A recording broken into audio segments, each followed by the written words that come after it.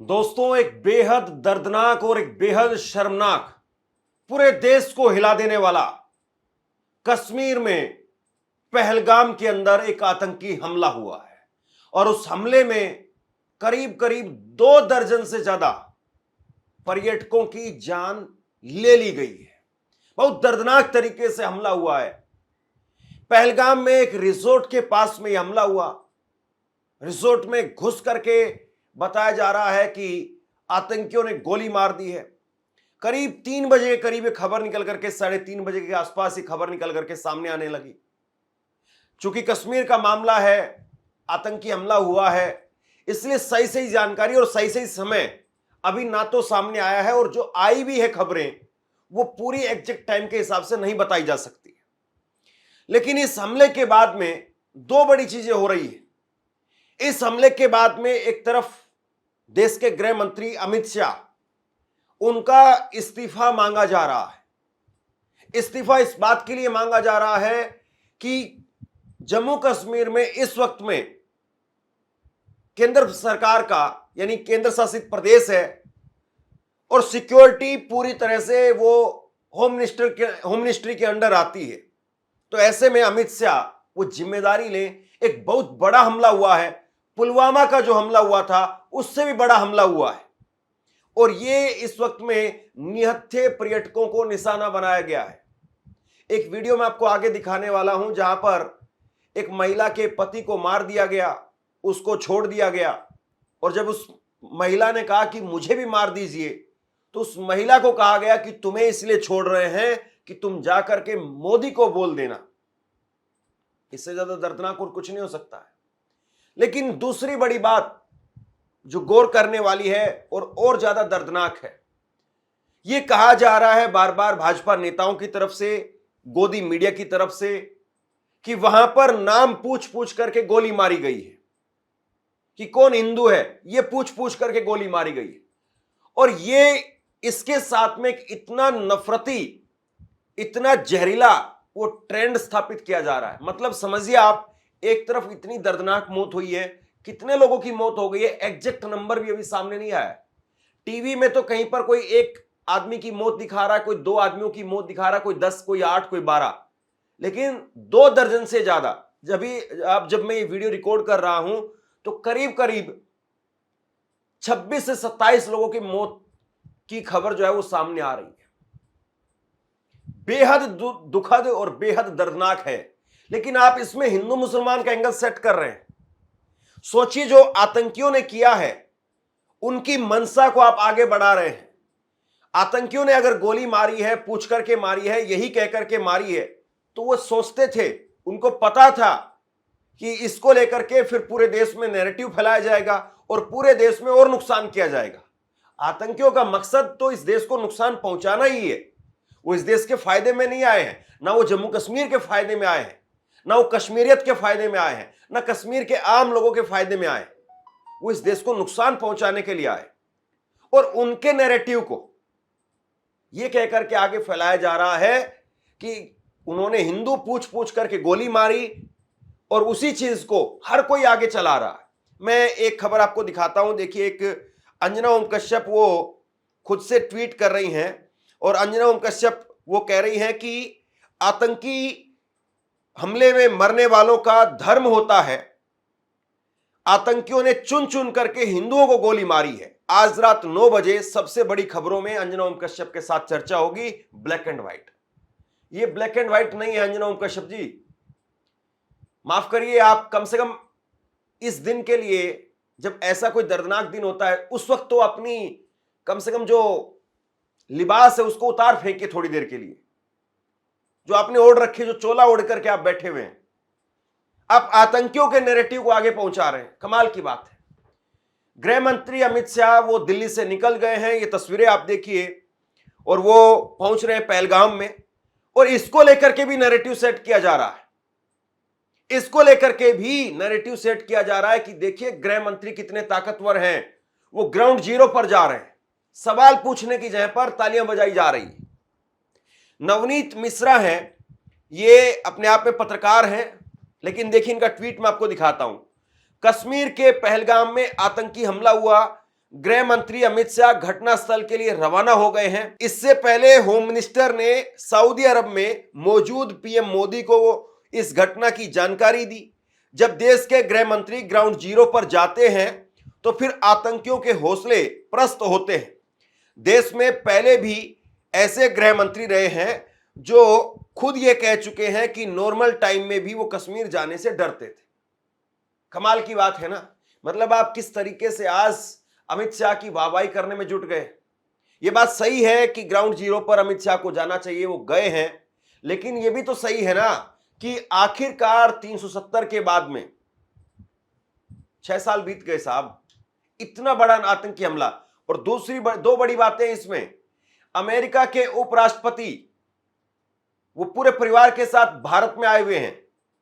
पहलगाम एक तरीके से अमरनाथ यात्रा का बेस माना जाता है और वहां पर यह आतंकी हमला होना, इसके बहुत बड़े मायने हैं।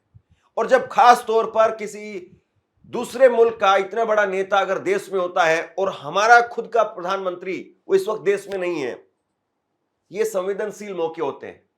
सुरक्षा एजेंसियों के लिए खास तौर पर उनको पता होता है कि आतंकी ऐसे मौकों की फिराक में रहते हैं।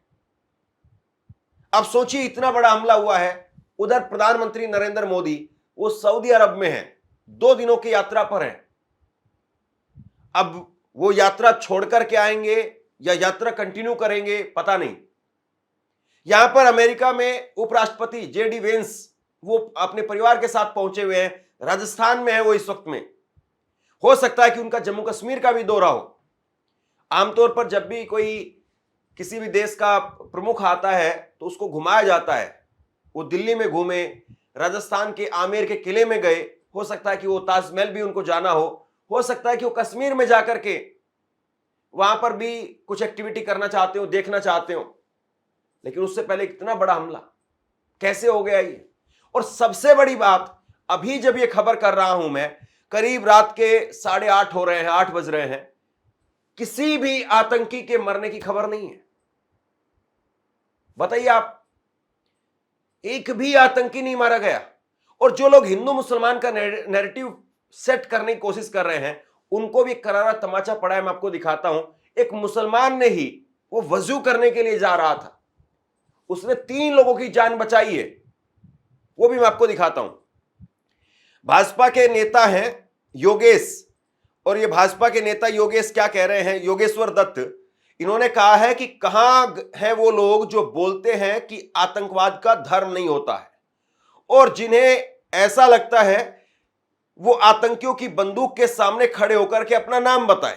सारी दुनिया में आतंकवाद की एक ही जड़ है, एक ही मजहब है, उनके लिए जो मुसलमान नहीं वो इंसान नहीं। इससे घटिया ट्वीट नहीं हो सकता योगेश्वर दत्त। आप एक पहलवान रहे हैं और आप इस तरीके से सीमाएं लांघ जाएंगे। मैं आपको एएनआई का एक ट्वीट दिखा रहा हूं। एएनआई ने जो है वो एक आदमी से, वहां पर स्थानीय आदमी से बात की है। एएनआई पर ये 8 बजे का ट्वीट है। एएनआई ने लिखा है इस आदमी के हवाले से कि मैंने 3 लोगों को रेस्क्यू किया और अस्पताल पहुंचाया। स्थानीय लोगों ने भी सभी घायलों को रेस्क्यू किया और इससे पहले यहां पर ऐसी घटना कभी नहीं। स्थानीय लोगों ने, ये मुसलमान है ये, और ये एनडीटीवी की खबर देखिए आप, एनडीटीवी की खबर देखिए। यही आदमी वजू करने के लिए जा रहा था, वजू करने जा रहे थे तभी हमला हुआ है। और इसी मुसलमान ने 3 लोगों की जान बचाई है, 3 पर्यटकों की जान बचाई है। खुदा के वास्ते, उस भगवान के वास्ते, जिस किसी को आप मानते हैं, कम से कम बख्श दीजिए इस देश को, इस धरती को, इन लोगों को बख्श दीजिए। ये हिंदू मुसलमान वो आतंकी जितना नुकसान करना चाहते थे उससे ज्यादा नुकसान आपकी बातों से हो जाएगा साहब।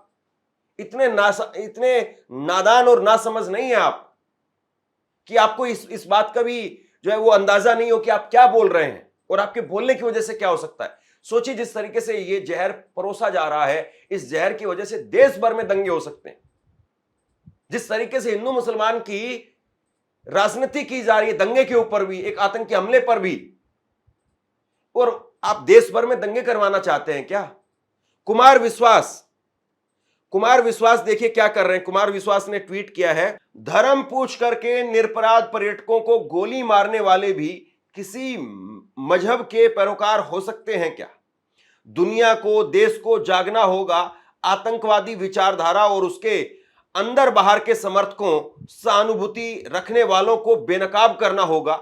जिनके परिजनों की मृत्यु हुई है उनके परिवारों के साथ में सहानुभूति है। आतंकी भेड़ियों को चेतावनी है कि कश्मीरी व भारतीय न झुके थे न झुकेंगे, बदला लिया जाएगा, बदला लिया जाएगा। ये सारी बातें कही जा रही है, लेकिन बड़ी आसानी से हिंदू मुसलमान का नैरेटिव सेट करने की कोशिश की जा रही है।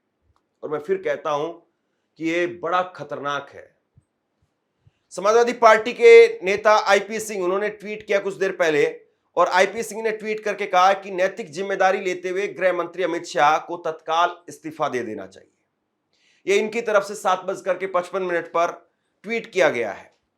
प्रधानमंत्री नरेंद्र मोदी ने इस घटना को लेकर के ट्वीट किया और उन्होंने कहा है कि मैं जम्मू कश्मीर के पहलगाम में हुए आतंकी हमले की कड़ी निंदा करता हूं। जिन लोगों ने अपने प्रियजनों को खो दिया है उनके प्रति मेरी संवेदना है। मैं प्रार्थना करता हूं कि घायल लोग जल्द से जल्द ठीक हो जाएं। प्रभावित लोगों को हर संभव सहायता प्रदान की जा रही है। इस जघन्य कृत्य के पीछे जो लोग हैं उन्हें न्याय के कटघरे में लाया जाएगा, उन्हें बख्शा नहीं जाएगा। उनका नापाक एजेंडा कभी सफल नहीं होगा।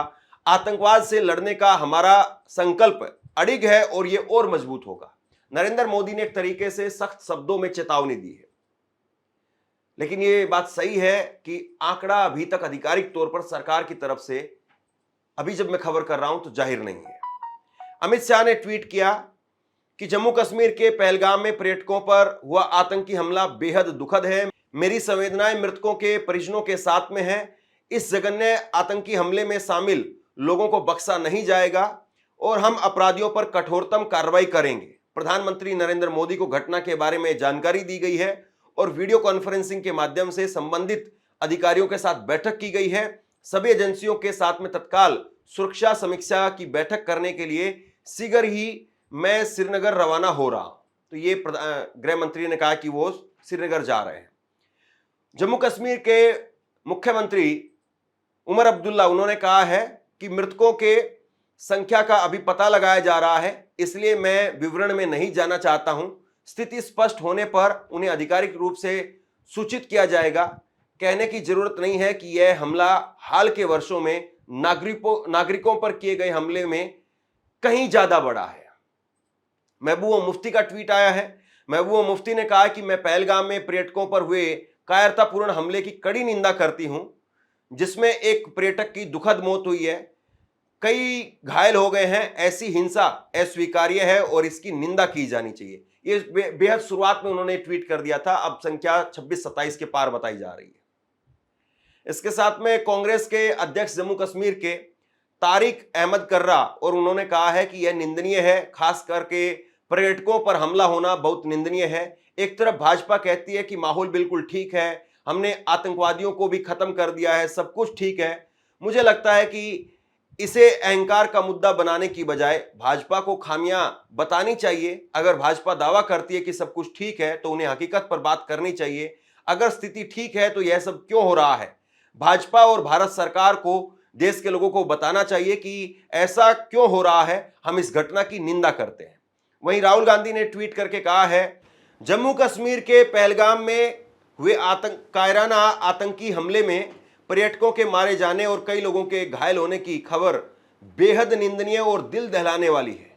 मैं शोकाकुल परिवारों के प्रति गहरी संवेदना व्यक्त करता हूं और घायलों के जल्द स्वस्थ होने की आशा करता हूं। आतंक के खिलाफ पूरा देश एकजुट है। सरकार जम्मू कश्मीर में हालात सामान्य होने के खोखले दावे के बजाय अब जवाबदेही लेते हुए ठोस कदम उठाए, ताकि आगे ऐसी बर्बर घटनाएं न हो पाए और निर्दोष भारतीय यूं ही अपनी जान न गंवाएं। वहीं पप्पू यादव ने इसको लेकर के लिखा है कि पहलगाम आतंकी हमला इंसानियत पर कलंक और हैवानियत की पराकाष्ठा है। केंद्र की भाजपा सरकार, जिसके पास में जम्मू कश्मीर का गृह विभाग है, वह अपने गृह मंत्री को पद से मुक्त करे।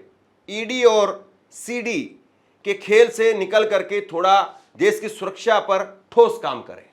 देखिए, अब आप कह सकते हैं कि राजनीति शुरू हो गई है, लेकिन सवाल यह भी है कि इस देश में 365 दिन ये नैरेटिव बनाया जाता है कि देश मजबूत हाथों में है, देश सुरक्षित हाथों में है। पहले ये ऐसा होता था, पहले वैसा होता था, पहले ये था, पहले वो था। अब देखना ये होगा कि इस हमले पर केवल हिंदू मुसलमान करके मामले को ठंडा कर दिया जाएगा या वाकई सरकार कोई ठोस निर्णय लेगी। हमारी सेना पूरी तरह से सक्षम है, सेना पूरी तरह से जवाब देने की कार्रवाई कर भी रही होगी, और हो सकता है कि जिन हैवानों ने ये काम किया हो उनमें से किसी न किसी हैवान को कम से कम हम मान करके चल रहे हैं, उनको ढेर भी कर दिया गया होगा। सेना पूरी तरह से सक्षम है, लेकिन सवाल इस बात का है कि इंटेलिजेंस का कितना बड़ा फेलियर है ये। क्या सरकार इस बात को मानेगी? सबसे बड़ा सवाल ये है। आप क्या सोचते हैं? नीचे कमेंट बॉक्स में लिख करके जरूर बताइए। इस खबर को लोगों तक पहुंचाइए, शेयर कीजिए। बहुत बहुत धन्यवाद।